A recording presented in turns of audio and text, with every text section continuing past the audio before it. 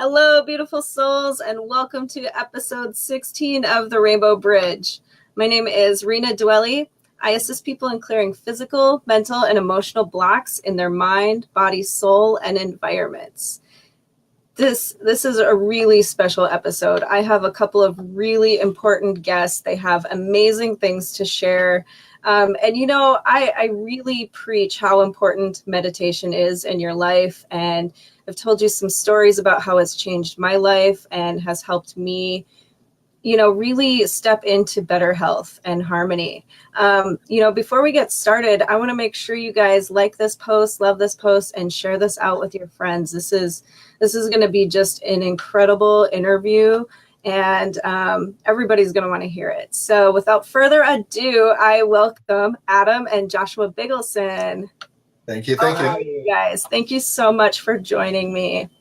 Our pleasure. So do you guys want to explain what the Bigelsen Method is? I suppose we could do that. What is the Bigelsen Method, Josh? You want to tell them? No, you're usually the one who explains it. Just got to make sure it's okay with Josh. Cool. So what this is something our dad has done for over 30 years now. Basically, the idea is we use the microscope to look at images in the blood that represent imbalance in the body. Edgar Cayce said the physician of the future can diagnose the condition of the entire body through one drop of blood. Now, we don't really like the word diagnose, so we use the word view the condition of the entire body. But basically, one drop of blood will show us what's going on. The body should flow like a nice meandering river. Your energy, your emotions, structural issues, and things like that. So when we look at the blood, we'll see blockages, and the blockages can be structural blockages, emotional blockages, energetic blockages. And then what happens is, as we'd had our clinics open for years, we address what we're seeing in the blood, and then symptoms just happen to go away, kind of like magic. Yeah, it's pretty interesting. And it's funny because when our dad first came across this work, he didn't really believe what he was seeing. It took him about a year to see this over and over to really see that the answers were in the blood. He was an eye surgeon. He was a trauma surgeon in Vietnam. So he's a Western medicine doctor initially. He wasn't getting results like he wanted to. And then as he changed his life and got into the world of homeopathy, the microscope came across his path. The people that were teaching him basically said, yep, there's the answers. He started addressing what he saw in the blood, saw things change, and his whole practice changed at that point. So the answers are all in one drop of your blood. Wow, that is just so amazing. I can't even imagine what your dad would come home and say. Like, what kind of conversations would you guys have between each other? And, were you guys really interested? I'm sure this happened when you guys were pretty young, right? I don't think we knew any different. We were kind of born into it. So I've been doing the microscope work for probably 20 years now. And he always said it was easy for me because nobody ever taught me the wrong way of doing things. So yeah, conversation at the dinner table is just something we were always used to. It was neat though, because I remember him coming home from work as we were kids in Arizona, and he would be excited about, oh, I had this person today with this thing, and we did this, and this happened. So he was really excited about his work. When we were living back east in New Jersey and Dad was an eye surgeon, I don't remember that. I remember we had money. Dad became a homeopath, and we didn't have so much money anymore, but all of a sudden Dad was a lot happier with what he was doing. Yeah, and he'd come home and he actually started working at the ARE clinic in Arizona. So he worked at the Edgar Cayce clinic, and he started going over all of Edgar Cayce's medicinal readings, and he found the thing he recommended the most was osteopathic work. So Dad started incorporating body work into everything he did, and his results just skyrocketed from there. Wow. Basically, if the car wasn't aligned, it did not matter what you put into it. It was not going to work properly. Whether it was herbs, supplements, didn't make a difference. Right. So he got that from Edgar Cayce, of all people. And what he did too was the microscope was just a tool for him to really learn how the body truly works. So, when you talk about emotions and energy and structure, this is what the body is comprised of. So the reality is we see emotions in the blood, and your emotional issues can actually be caused by structural issues. Teeth are related to emotions, and teeth are related to organs and things like that. So, the thing is, yeah, your emotional issues can be related to a scar, can be related to your structure being off. It can be related to a dental issue. And we see all of that in the blood. So Dad was really excited to learn about how the body truly works. And this is a big thing for us too, is teaching people that the germs are not attacking you, that you are actually in perfect symbiosis with your disease. The people that get this a lot are farmers and gardeners, knowing that worms are important for your soil. So germs are important for us. It's a question of when pHs get out of balance, like your fish tank, bad stuff grows. Right, right. Dr. Emoto's work showed how water is affected by emotions. And then he wanted to show how we are affected because we're mostly water. And it was neat. We did a lecture recently with Michiko Hayashi. She's the director of the Emoto Peace Project. Wow, and it was neat. She talked about Emoto and the emotions in the water, and then we showed him in the blood. And then we talked about what you can do about things and how we need to practice joy. And pH is interesting. You want to talk about pH and joy and things like that too. Yeah, there's a lot going on these days. People talk about pH. Otto Warburg is the only man to ever win the Nobel Prize twice in medicine, and it was all about pHs. And so people, what I see these days is these patterns of people thinking, oh, all I hear is acidic is bad for you and acidic is cancer, so they're changing their diet to alkaline. What they're doing is they're testing their pH by looking at their urine. Well, the urine pH, all it's doing is showing your waste product. It's not showing your blood pH. Your blood pH is really the regulation of what's going on in your body. So people are testing their urine and they're showing it's acidic because that's the waste product, and then they're doing this alkaline diet, when in most cases their blood is alkaline to begin with. Right. Yeah. So if people want to adjust their diet as far as based on acid and alkaline, get your blood pH tested and find out what your blood pH actually is, and that gives you a good indication of what's actually going on. Right. So what happens is it's the kidneys and the lungs that actually regulate our blood pH. So what we eat actually does not affect our blood pH at all. Right. Wow. So they're missing the boat. They mean well, but we see in grocery stores they have alkaline water now. Yeah. And you go to Safeway with alkaline water. So that's all people hear is acid, alkaline, and then they're drinking this water when to begin with most people are alkaline as it is. So yeah, and the reality is if you want to adjust pH, acidity, and things like that in your body, Dad had a guy he used to work with who would put a pH meter in a vein, and he would come in and say, oh, Josh, I don't think things are looking good. And he'd watch the pH spike.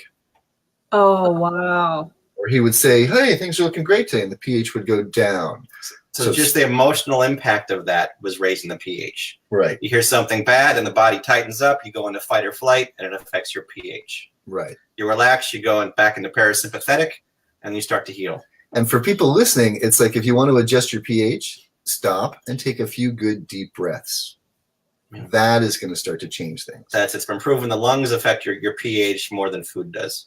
Right. So emotions, a big deal, right? Yeah, totally. Huge. Totally. Huge deal. Yeah. That's incredible. You just totally blew my mind. There's different patterns that we've seen over the years. There's patterns of disease, but we've seen recently patterns of therapy. Right.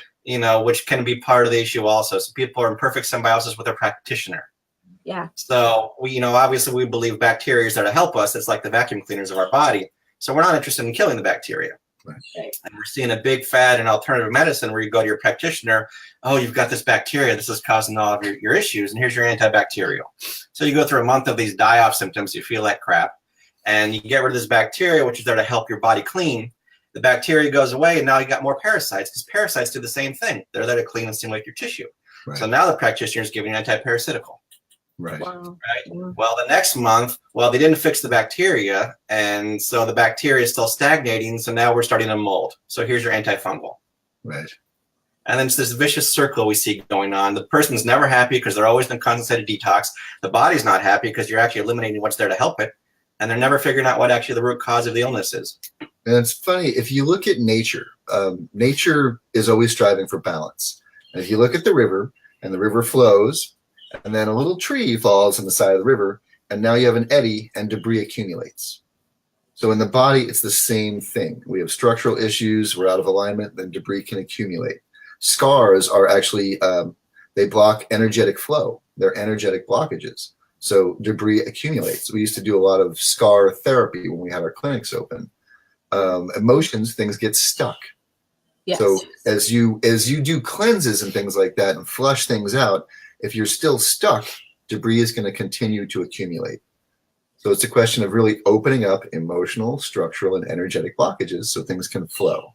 You support the body, this can do amazing things. And what happens is the emotion gets physically locked into your body. So we have to physically open up to release the emotion. So you can go to your therapist and talk about it, but they can't really get to the root of the emotion unless they do some hands-on work also. Yeah, which is why a lot of times people get a massage and they just start crying on the table because the massage therapist is literally physically releasing the emotion. Exactly. Boom. I'm also a massage therapist. So yeah, I definitely see this. And, you know, I'm the soft spot for a lot of people that I see and work with. It's incredible. And it's almost a little heartbreaking that people see us as just massage therapists or as body workers. You know, you have doctors, you have all these people in between, and we're kind of at the bottom of the food chain a little bit. So hopefully that's going to change a little bit here for us too. The thing is, we think structure is the most important thing. Yes. If the structure is not proper, we don't function properly. So here in Seattle, they've got this pyramid of healing, right? And the first link is physical. And then they go into spiritual knowledge, other things, and they all bypass the physical. Yeah. And they're going right to this happened in your past lifetime or this and that. Well, it's still locked in this body. If you don't take care of this, it doesn't make a difference. Right. So it's like the first link in the food chain. If you don't take care of the structure, it really doesn't matter what you do. The body's not going to perform properly. And that's when Dad got the results, when he read Edgar Casey's readings, and he recommended body work. And the thing is, you look at your car, you can put all the good gas in it you want, all the oil changes, but if it's out of alignment, it's going to keep driving off center. So someone needs to align the car. We get our car aligned once a year. We don't align the body that often. Right? Yeah, it's an important thing. Structure. Structure is the supportive framework for your energetic flow. And it's interesting. And there's a wonderful book that I think was done in the 70s called Birth Without Violence. Yes. And it talks about the birthing process. And the U.S. is not good as far as the birthing process goes for several different reasons. But when you read the book, it explains how most of us, at least our age and a little older, have been birthed. And just simple little things like the baby's in darkness for 9 months. And the first thing we do is we take it out, we shine lights in its eyes. And that's actually the same way they train bulls to fight. They keep them in darkness for a week, and then they release them actually into the arena. So we're doing the same thing to our babies. The baby comes out, their skin is really tender, and we're touching them with rubber gloves. It's so abrasive. Their hearing is very acute at that point in time. So, you know, it's got to just seem like, you know, thunder going on in the background when people are talking with their normal voices. All these little things that kind of go into it. And now the first thing the baby knows is fear. Right. And that's really our first thing in life. And there's these great pictures in the book where they're like, and the parents are smiling and the doctor's smiling and the baby's screaming. Yeah. And over and over again, just a simple thing as far as cutting the umbilical cord before it's done pulsating. And what's going on is when the baby's born, the lungs aren't functioning properly, so it can't filter the blood properly. So it's the connection to the mom that's filtering the blood. So when they actually cut the umbilical cord before it's done pulsating, they're actually shutting off oxygen to the baby's brain. Yeah. It's you're born. This is the way our life starts, you know. Mm-hmm. And the reality is too, the umbilical cord. Josh talked about the umbilical cord. It's attached to the diaphragm here. They pull this thing out nice and tight, so you have a pretty little innie belly button, and it pulls the diaphragm down, and now you've got pressure on your liver. As you get older, that is a scar, and it keeps contracting, constricting. So this is why we lose our height as we get older. Wow. And as it does this too, this is like a zipper that's too tight. So it's pulling here. This is where lower back pain comes from also. It's not the back that's the problem. It's there's too much pressure here, and it's pulling on your back. Now, also, as we get older and it pulls things down, you have more pressure on your lungs, which are the organ of grief. So it's harder for you to process grief. Your liver, anger. Your kidneys, fear. So as we get older, things get a little harder for us to process as far as fear, grief, and anger.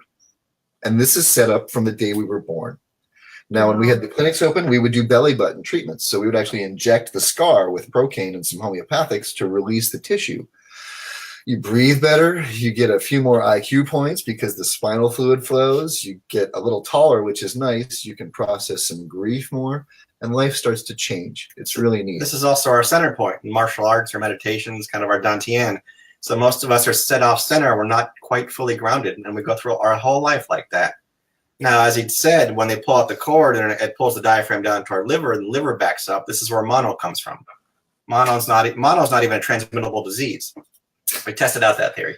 So a lot of people can actually go through life with a low-grade mono, we call it, because the liver is always working too hard. Right. So people are going for their liver flushers, their liver detoxes. A lot of the people here are doing liver treatments. Well, it's not the liver that's the problem. It's the diaphragm that's the problem, putting pressure on the liver. Right. So take pressure off the organ and let it heal itself, as opposed to forcing the liver to try to clean itself. And it's the same thing. We never think the organ is the main cause of anything. There's always a reason why the organ's not working, and it's usually structural. Yeah, and as far as the things we do see in the blood, organs in the blood, you got that kidney picture you can pull up real quick? I do. This one is pretty neat too, because as we see images in the blood, Western medicine says the images we see are just dirt on the microscope, but this piece of dirt happens to match anatomy books.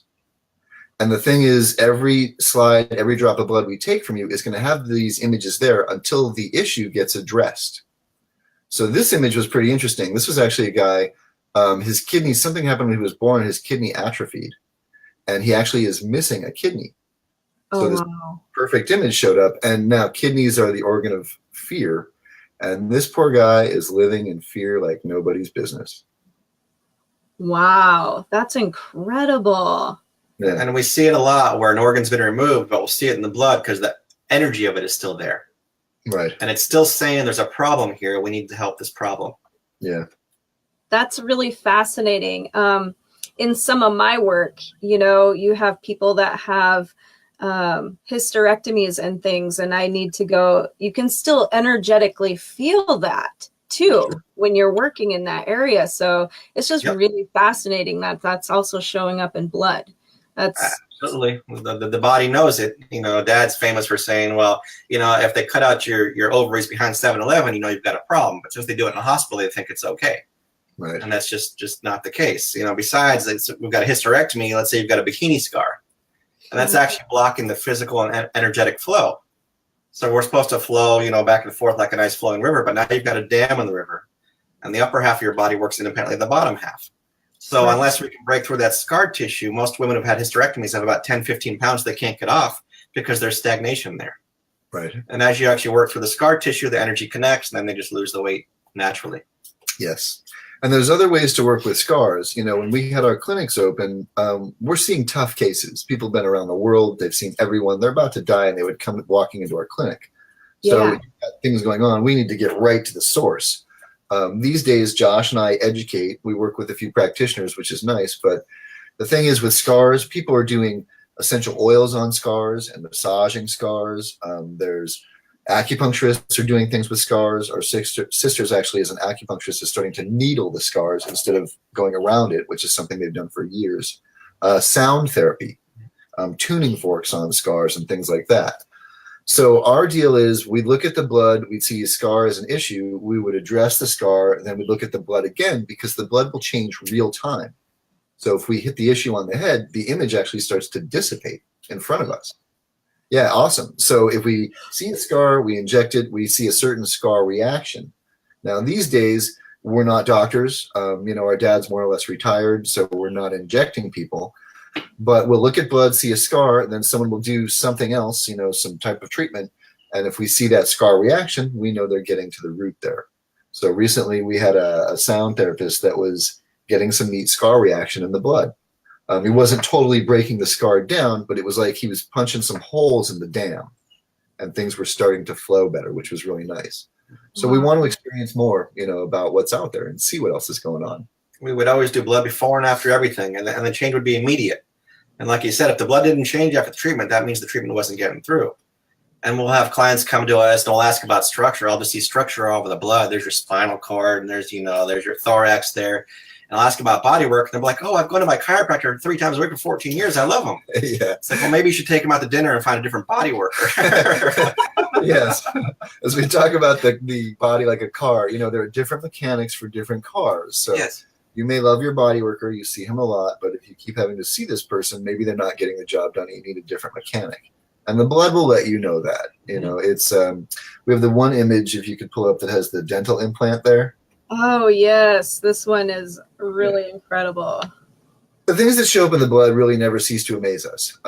This one was basically the image that shows up. You see the implant on the table there. You see right next to it the image in the blood. And I didn't do any Photoshop to adjust the dimensions there. It's the same exact dimensions. So we saw the image in the blood. The body said, I don't like this and I need this out. The person took got the implant taken out, and then that image to the far right is actually the image in the blood after they took the implant out. So you can see, it looks like the implant, but it's starting to actually break apart now. So that's how we know that that was part of the issue. When people would come see us when we had the clinic, it was a flat fee, whether we did 1 treatment or 3 or 4 treatments, because they were paying for the result. They weren't paying for the treatments. If the first treatment didn't break through, it meant we missed. Right. Right. Wow. That's incredible and huge validation for the work you're doing. I mean, to just see this whole punch through. Yes. Well, that's what's nice too. Sorry, is some of the practitioners we work with. The practitioners who know they're doing something love us. Right. Practitioners who know they're really maybe not good at what they do, they don't like us because the blood will call them on it. Yes. So it's very validating for practitioners, which is really nice. Right. And we did a workshop. We want to do workshops to validate what people are doing. So it's neat. We did a workshop. We've done this 3 times now, a body work workshop. So we get body workers together. We had 6 body workers. We got them in pairs. And what we did was we took everyone's blood beforehand, but did not show them their blood. And then as they got in pairs, they would work with their partner. So as a body worker, you do an intake of sorts to figure out what's going on. Yep. And you address the issue. So we looked at the blood. They worked on each other. Then we did the blood again. Then we showed them what was going on. So the idea of me saying, well, you know, Josh, I worked on Josh. And I think it was something was going on with the kidney. And then we look at the blood and we're like, yep, there's the kidney issue.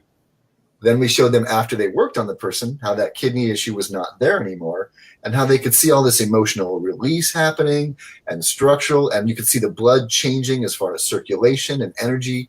So for body workers, they had no idea how much they were really changing the blood. And even when they weren't getting through to the root cause, they could still see they were making some changes. Right. And it was validating for them to know, because I used to do a lot of cranial work, and you don't want to, my first teacher was an osteopath, says don't get caught up on the noise of the body. You got to find out what's caused the noise. And it's really easy to put your hands on somebody and you feel this loudness over here, but it's coming from over here. Yes. So we didn't want people to get really caught up in the noise. And actually the way I was taught it is he blindfolded me and filled up a water balloon. And I put my hands in the water balloon and people would touch the water balloon and you'd feel how loud it was over here, but you'd start to feel the traction line go back to where it actually came from. Right. And if you can tap into that traction line, then you're getting to the root cause. Right. It makes a huge difference. You find the root cause, the body just melts. Yeah. Oh, so, sure. So Yeah. we support the body workers like nobody's business. It's the first thing everyone should do. First, align the car, put some good gas in it, and get some joy, because we need that in our lives too. There's your structural, your energetic, and your emotional. It's the only thing we recommend for everybody. We don't believe in protocols. And it was funny, recently, we did a lecture recently at a vitamin store, and we said, okay, how many people have been on protocols here or on protocols? And probably 2/3 raised their hand. And I said, okay, was that protocol for you or was it for your candida? And they were like, oh. We don't treat your issue, we treat you. There's no protocol for you. Right. And every piece is going to look different, right? Because every body is so different. Yeah. Absolutely. We can get 50 cases of Lyme disease or 50 cases of breast cancer. They're 50 unique people. Yep. Dad's last book actually has 96 cases of Lyme disease with 96 different causes at the end of it. Wow. And not one of them was a tick. Yes. Wow. The Lyme disease community, we feel bad for. They've been misinformed a lot, quite a bit. I mean, it's amazing the misinformation that's out there. And with us, there's always hope. You know, so we've seen a lot of people with Lyme disease. We had a girl that came to us. She was in her 20s. She was young. She cried all the time. This poor girl had something going on, and people would just tell her she was crazy. It's like, you're not crazy. There's something going on, most definitely. But the way it's like a catch-all, you know, and these days, we've heard recently that someone said everyone already has it. It's just a question of whether or not you activate it. And it's incurable, they're telling people. Meanwhile, autoimmune, everything's autoimmune these days. And that's not the way the body works. The body's never going to attack itself. Right. If somebody labels you autoimmune, that just means they have no idea what's wrong with you. And it must be your fault. So it's a catch-all phrase for the doctor just doesn't know what's going on. Right. And it doesn't mean that there's not something going on with the client, but it's not the body attacking itself. Right. Lyme disease, everything they're looking for a germ to blame it on. Yeah. You know, Lyme disease is all about the spirochete, which is probably in most of our bodies because it's a bacteria. Yes. Right? If we create a healthy body, then the bacteria just changes back into a little somatid, which is these little things we have in our blood. They're like our life force. Yes. So you don't have to kill the bacteria. You just need to create an environment where it doesn't need to be there or proliferate as much. That's Western medicine's based on Pasteur, and it's the germ. You need to guard against the germs and fight the germs because they're going to invade. And his rival was Béchamp, and Béchamp said it's not the germ, it's the terrain. And we're seeing an alarming shift in alternative medicine these days where we're seeing a lot of green allopaths. So they're treating each herb or each bacteria with an herb. And we've even got ones here that are actually starting to use pharmaceutical grade antibacterials and antifungals on people. Yeah. So it's just, right. So they're totally conforming to the germ theory of disease, just green allopaths, unfortunately. We tend to stray more towards body workers and acupuncturists, Ayurvedic practitioners. Not to say there's not some really good naturopaths out there, right? But the training over the last bunch of years has been misguided. Well, everything is so, like there's that doctor protocol, you know, and it's like, the naturopaths really want to be recognized. So they're having to kind of conform a little bit, which is very sad, very sad. They're getting a lot of pressure to conform, unfortunately. Yeah. And we see it in specific schools. You see the training is just, wow, that was ridiculous. And then certain schools are still holding on to some of their ideals, and those practitioners are a lot better. Yeah. Sure. Yeah. There's always hope, though. That's, you know, with what we're in the business of hope, and there's no such thing as false hope. So, you know, we've had these people walking in our doors. Someone said you've got a month left to live, and that was 10 years ago, and they're still alive. You know, so, and Dad's funny because people would ask, how long do I have to live? And he said, that's none of my business. That's between you and God. And I had a friend whose mom, she got brain cancer, a tumor of sorts, to the point where they told her mother in November she would be dead in December. And the tumor affected her brain in such a way that she thought it was November for over a year. No way. That's awesome. One day she realized November came and went, December was gone, and she passed away. You know? Oh, wow. Yeah. The mind is an important thing, and the emotional experience is huge. You know, for us, it's funny because we are emotional beings, and most doctors just don't care if you're happy or sad or angry. You know, but it changes us so much. You know, anger, we get tense, it inhibits circulation and respiration, and a lot of us stay in that circumstance for a long time. That's fight or flight. A lot of us live in a constant of fight or flight, which is sympathetic mode. We don't heal in sympathetic mode. Right. We heal in parasympathetic mode. So as we can actually relax, you can explain how the animals do it as far as fight or flight goes. And the animals are funny because you've got predator and prey, and, you know, like a rabbit senses predator, so it inhibits, so it's not able to be sensed as easily. Then when things are done and that predator is gone, then the rabbit shakes it off. So the thing is, we don't do that. And ducks will fight with each other and they quack it off. They quack and they shake it out. So with us, and it's funny because you know how some people, you get an argument and the next day it's like nothing happened. And don't you hate those people? You know, it's like, why don't we all just let it go and quack it off? And it's a big thing today is people are so sensitive, and if we take things personally, we make it our own problem. So, you know, when something happens, we were in New York recently, and it's funny because New York and Seattle are so different. Walking down the street in New York, Times Square, and I bumped into somebody, and I whacked this guy as I walked by. And I turned around to apologize, and he was gone. You know, because the thing is, at that point, we're both trying to get somewhere. We're in a rush. There's so many people. He knew I didn't try to bump into him. It was an accident. And he just moved on.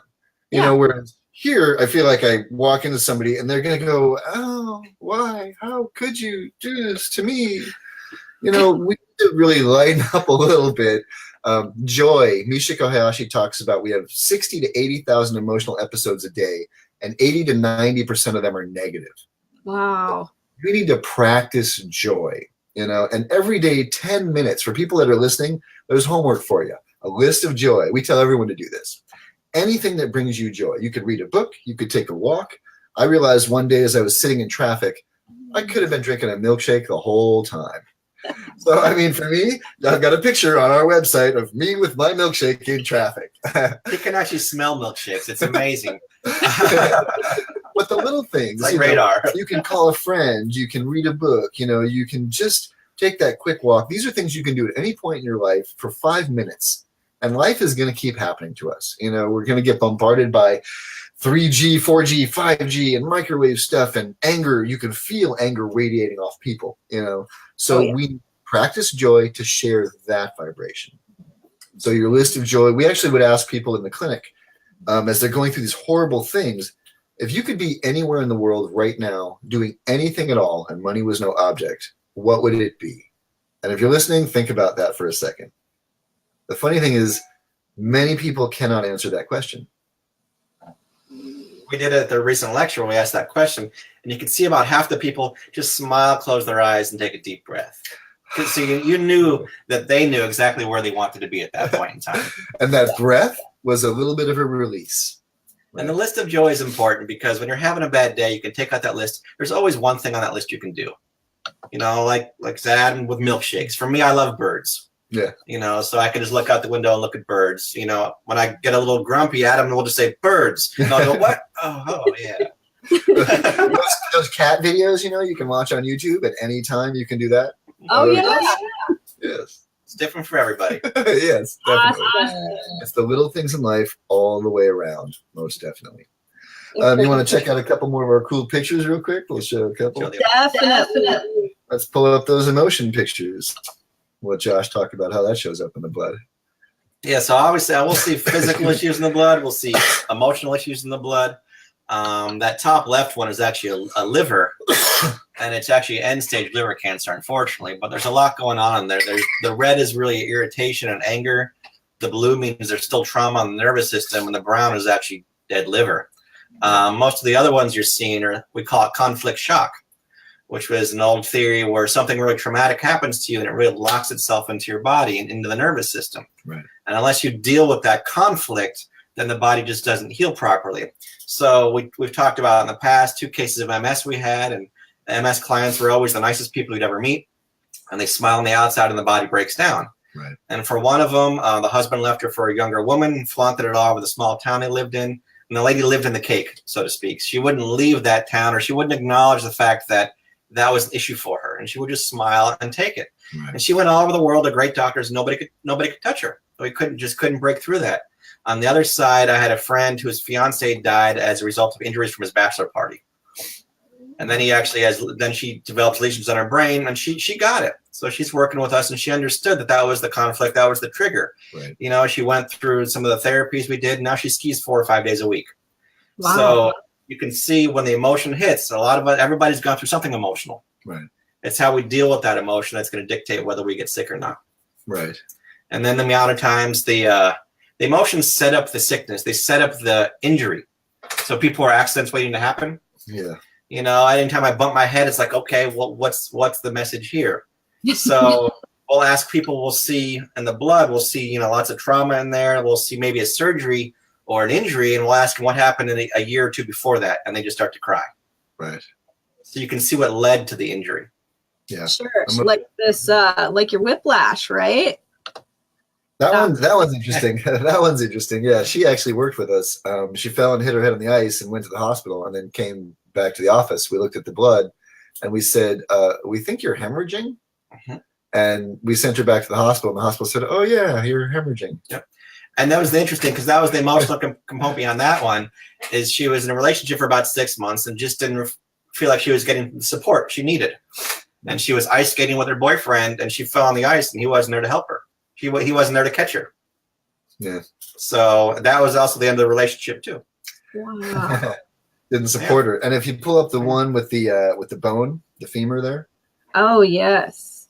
That one's pretty wild, because we'll do distance consults. So, you know, the thing is, if you've got an issue you haven't been able to work through, the blood usually gives you a little insight. If you want to be well as possible, the blood will give you clues as to what you can do to keep well. If you're a practitioner and you've got someone you haven't been able to work through for some reason, usually the answers are in the blood. This one's interesting because it's a distance consult. So we send out slide kits around the world. People stick their finger, they get the blood back to us within 36 hours, and we read the blood. This one, I mean, this matches an anatomy book. You got a femur there, and you've got this broken bone. So once again, Western medicine says that's just dust on the slide. But Dad says, okay, did you ever break a bone? And the woman says, no. And Dad says, this is really strange. He tells us to call her back a few days later and says, are you sure you didn't break a bone? She says, no, I didn't break a bone. Now, people forget things all the time. Oh, yeah, when I was 10, I did break a bone. But we called her again, and finally she said, stop hassling me. I did not break a bone. A month later, though, we got a call. And guess who broke a bone? Oh, no way. So you knew before. The body knew. Okay. And what happened was she was an older woman. She was the grandmother taking care of the children and the grandchildren. And she didn't want to do that. She was tired. She wanted to be taken care of. So this is your law of attraction. You be careful with what you ask for because, well, she broke a bone and guess who had to be taken care of? Right. She was emotionally set up for the break. Now we've seen bones literally hundreds of times since then, and we have not seen that happen again. Right. So when we see a bone, if people are out there and they want a blood slide from us, if we see bones in your blood, that does not mean you're going to break a bone. she was emotionally ready to break at that point in time. Right. That makes sense. It makes perfect sense. She needed a break. Right. She literally said, yep, totally. Isn't that funny? She needed a break. She got it. Some of the other ones we can show you real quick. If you look at the nervous system picture, that one's wild. Just to show that how often we see things that are matching anatomy books. You know, the images we see in the blood, we have over 40,000, probably 50,000 images now. And it's all about seeing patterns. And the patterns are there. One drop of blood is all it takes. The other ones that we can show you, there's the picture of the knee, which is there, which is an interesting one. Oh, yeah. That's actually my knee. I had a knee issue from someone that fell on my knee at a concert at one point. But the image to the right of it is the blood. So left is an anatomy book, right is the blood. It's just an air pocket there next to that image. But Sure. This was after a sound bath. So all this sound reverberating off my knee, basically we were able to see this visually perfectly. I showed it to my chiropractor and he was just quiet. Like, that's a knee right there in your blood. Yeah. You know, we see cool things too, like the sonogram picture is awesome. You know, Josh said we used to tell people whether it was a boy or a girl. We were wrong once, so we stopped doing that. Yeah. You know, so you got your sonogram, and then the picture. It's do you see the whole image? Because the bottom of it is the actual image in the blood. Oh yeah, that's fascinating. Now the other one, you can see we've got the person that was 6 months pregnant, so you can see that image with the umbilical cord there and everything. Awesome. I'll pull this up in 1 second.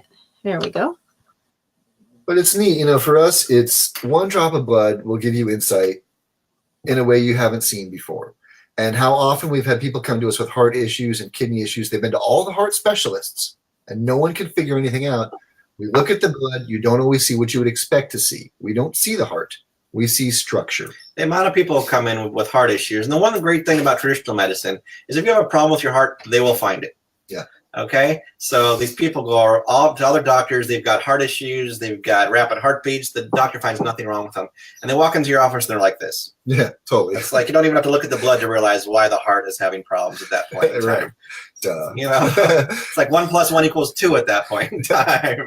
Right, but structure is not really taught. You know, our dad was taught in medical school the first year what a normal body is, and the second year he said what an abnormal body is. He was never taught how a normal body becomes abnormal. So, you know, there's relationships here. Things go on. You fall on your butt, and it actually does something to the cranial sacral pump, and all of a sudden you get headaches.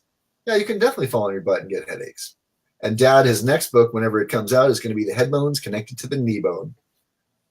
Well, and yeah, back to the structure again. When he was in the early days of Arizona, early 80s, everybody called himself a homeopath. So it was like Wild West. You could just hang up your shingle saying I was a homeopath. So at that point, Dad actually wrote the Homeopathic Medical Practice Act. And he actually created the first homeopathic board in the United States and gave out the first homeopathic license. But he also made it to the homeopath had to have certain requirements. Right. They had to know their anatomy. Yes. Right. So years later, we were doing them with the Health Freedom Expo. And this lady comes up and starts yelling at my dad that she lost her license because of him. He says he didn't know anatomy. Yeah. He's like, you didn't know how the car worked. Get your hands off the car. Or take an anatomy class. Go take an anatomy class. You know? Right. Yeah. It's like you've got mechanics out there working on the body who don't know how the transmission works. Exactly. Yes, yes. And as I just saw the comment, connecting the dots is all about this experience. You know, what we do is connect dots. It's not us, it's the blood. And it's so obvious. The blood, like Josh will see an image almost immediately what the issue is, comes up almost right off the bat. And it'll show up repeatedly. So it kind of takes the brain out of the whole equation. It's not me, it's not Josh, it's the blood. It's your body literally trying to tell you what it needs done. I find a lot of people are healthier than they think. Yes. They've been to all their doctors and realize we got people who went to see all the traditional doctors and all the alternative doctors and put through the ringer. So we have to untrain what they've learned already. Right. So we'll look at their blood and they're not as unhealthy as they think they are. Right. They're just living in fear of all these little things, and oh, this parasite's going to get me and this germ's going to get me, and it's like, no, actually your constitution's pretty good. We just got to get you to relax a little bit and remove some of these blocks, right, and then let the body take care of itself. The more joy, the more the biofield expands, and that's more protection for you against things that are happening. So be strong, be happy, and be confident. We're going to get bombarded by stuff. Life is going to keep happening to us. The reality is not to be afraid of it. And for us, we're here to help. So if you've got stuff going on and you feel like you can't get through, a drop of blood is all it really takes. But it really is nice, like Josh says, how much we validate what people have done. These days, the misinformation. People are seeking information for themselves and finding out what's working for them. And in the end, how do you know if something's working? You feel better. You feel change. And so many people are going to practitioners and they're telling them, well, you're getting better, but I don't feel any better. But, you're peeling back layers, and we're all about peeling back layers, but we need to feel some change as well. Right? So what we can do, we can get joy. The diet, we don't talk about a ton because everyone is different. And eating with guilt is a bad thing. You eat with joy. Yeah, more important than what you put into your mouth is the attitude and what you put into your mouth with. Well, makes you happy to eat a piece of cake, eat that piece of cake and do it with joy. Dad said, if you can't pronounce what's on the label, don't put it into your body. If you can grow it, you're much better off. If you can get it locally, the honey from the local bees and the allergy experience, awesome. So supporting your local farmer. People can garden. You can grow some food yourself. It's awesome. So the little things, get some joy, align the car, and share the joy is important too. And we did just finish a 4-lecture series too that's on our website. So we break down our full lecture into 4 different parts, and it's really based on Rudolf Steiner's 4 bodies. And there's a structural lecture, there's one on energy, there's one on emotions, there's one on patterns of disease. And that's just free on the website that everybody can check out. A lot of good information there. Yeah, it's actually, you can find it at our Bigelsen Academy Facebook page. Oh, cool. Which is nice. Do you maybe want to tell people how they can reach out and work with you, how they can find your website and stuff like that too? That would be, there's a ton of people here who are just loving what you guys do too. So we want to make sure we get all the right connections in place. Yes, ma'am. Yes, actually, there's a lot of things we can do and want to do with people. If you go to our website, the Bigelsen Academy or BigelsenMethod.com. Actually, if you type up Bigelsen, you'll find us because we're the only Bigelsens out there. You will find Dad on Quackwatch and some cool stuff out there too. We get a lot of good advertising from Quackwatch, actually. Yeah. But the way it works is you need to become a member of our private association, as we do not work with the public anymore. Once you become a member, you can order your consultation. And it's awesome. We send out slide kits all around the world. We recently have had issues getting them from different countries, but we actually now have a student in England. So we have our microscope set up with Skype. So people across the pond over there, they can get it to our student in England, and we can pull it up and see it real time through Skype. And we're actually teaching our student at that point in time and consulting with people in England. So you can become a member. You can order a slide kit, and basically we are happy to help anyone that's interested. Aside from that, the book our dad has called The Holographic Blood, you can get that on our website as well.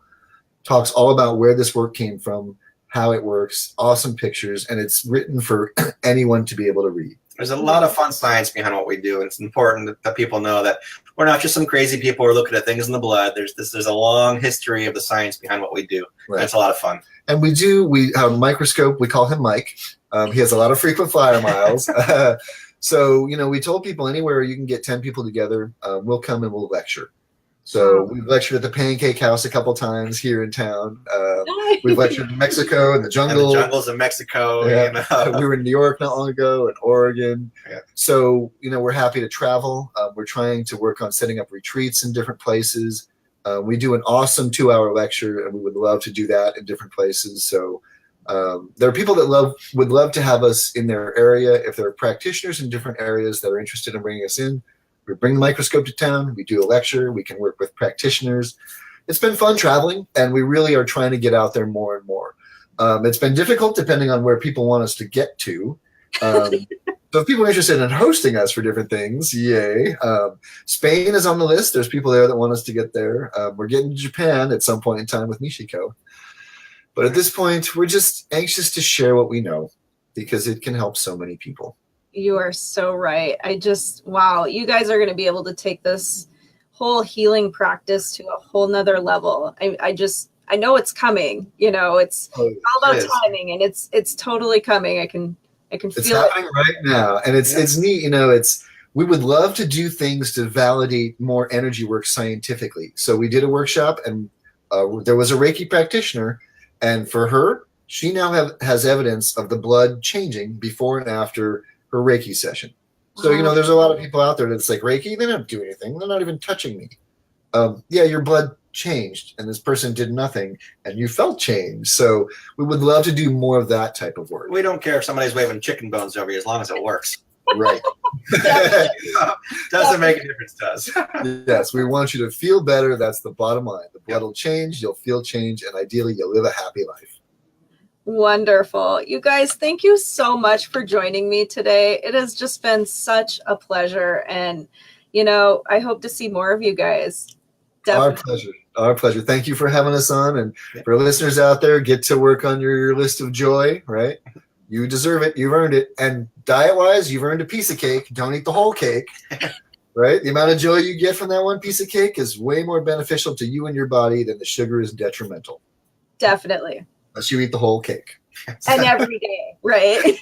Yes. True, too true. All cool. Right. Thank you so much, Raina. Thank you so much. You guys make sure you catch Andrea Stepanowski tonight with Sacred Chakra Flow. She's on at 7 p.m. Eastern Standard Time and 4 p.m. Pacific.